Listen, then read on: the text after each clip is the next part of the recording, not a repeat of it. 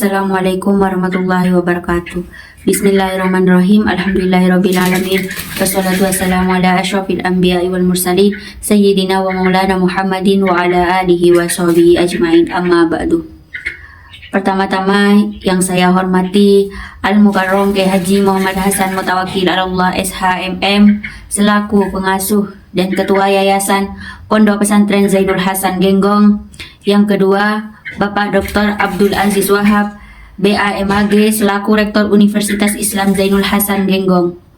Ketiga, Bapak Abu Yazid Adnan Kutni MHI selaku dosen pembimbing 1 dan Bapak Muhammad Ahyar Ma'arif selaku dosen pembimbing 2. Dan tak lupa pula yang saya cinta sayangi ibu saya yang senantiasa mendoakan saya.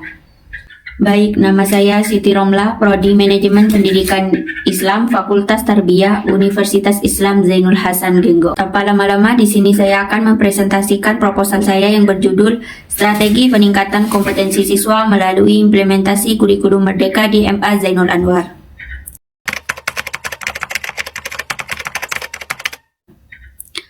Baik, selanjutnya, pendahuluan. Kurikulum merupakan instrumen penting bagi seseorang untuk meningkatkan sumber daya manusia, yaitu SDM. Maka dalam proses cenderung diarahkan kepada aktivitas pembelajaran serta keterampilan berpikir jernih secara menyeluruh, menganalisis, mengembangkan, generalisasi, dan menyusun hipotesis itu sendiri.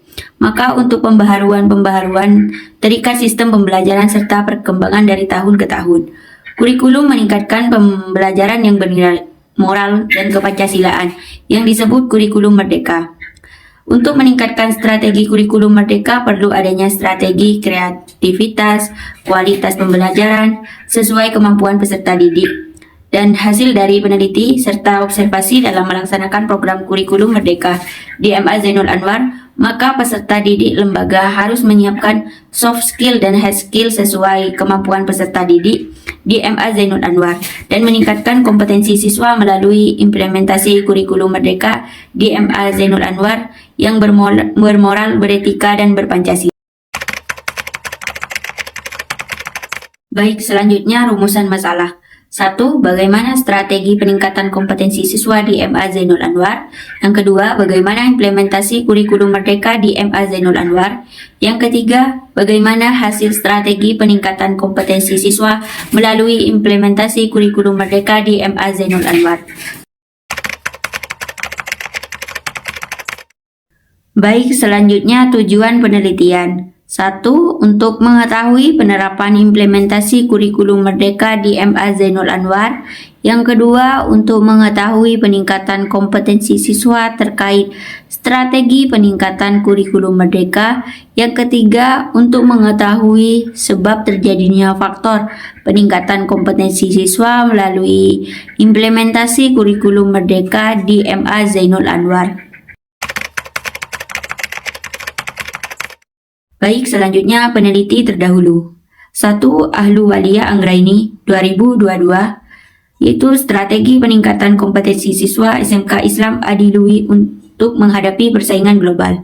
Kesamaan dari judul saya adalah sama-sama mempelajari atau membahas tentang strategi peningkatan kompetensi siswa. Yang kedua, Nisa Wiyati Ilahi 2016, peran guru sebagai manajer dalam meningkatkan efektivitas proses pembelajaran. Jurnal Pendidikan Manajemen Perkantoran. Kenapa saya mengambil teori dari Nisa Wiyati? Sebab isi dari judul kami juga menjelaskan tentang fungsi peran guru untuk meningkatkan efektif pembelajaran dalam strategi peningkatan siswa.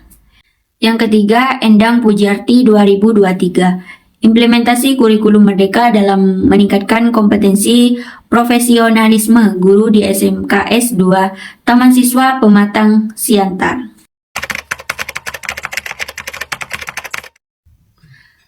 Baik, selanjutnya kajian teori. 1. Dalam dunia pendidikan, kurikulum memegang peran penting bagi suatu lembaga pendidikan dalam merancang perangkat pembelajaran yang meliputi perencanaan dan perkembangan. Menurut Nanang Qasim, kurikulum merupakan sebuah pembelajaran yang menjadi suatu prasarana, maka hal tersebut tidak bisa dipisahkan. Pandangan Muhammad Ahyar, kurikulum berperan sebagai kegiatan kreatif konstruktif, kritis, dan berkomunikasi. Yang kedua, implementasi kurikulum merdeka ialah proses untuk menjalankan berbagai penerapan strategi atau serangkaian aktivitas serta harapan bagi siswa dan masyarakat. Kurikulum merupakan hal penting untuk meningkatkan strategi dalam pembelajaran serta meningkatkan sumber daya manusia. Maka peran suatu lembaga MA Zainul Anwar sebagai pendidik memberikan keleluasan dan inovasi untuk mencapai pembelajaran yang efektif, efisien, dan relevansinya. Baik, selanjutnya metode penelitian. 1. Pendekatan dan jenis penelitian.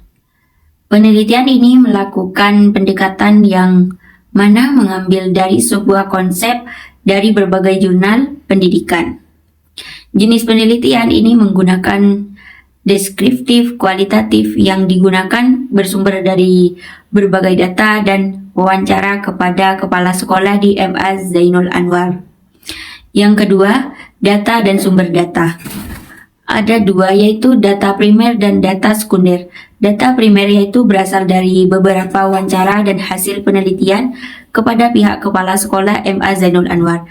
Dan data sekunder diperoleh dari dokumentasi, observasi, dan informasi terkait kurikulum merdeka tenaga relevan.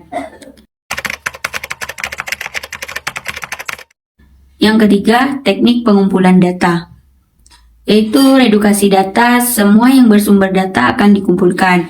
Penyajian data membuat ringkasan pengumpulan data asli dari peneliti. Dan penarikan data, semua bahan atau teori pendidikan dipergunakan untuk membahas problematika dalam penelitian ini.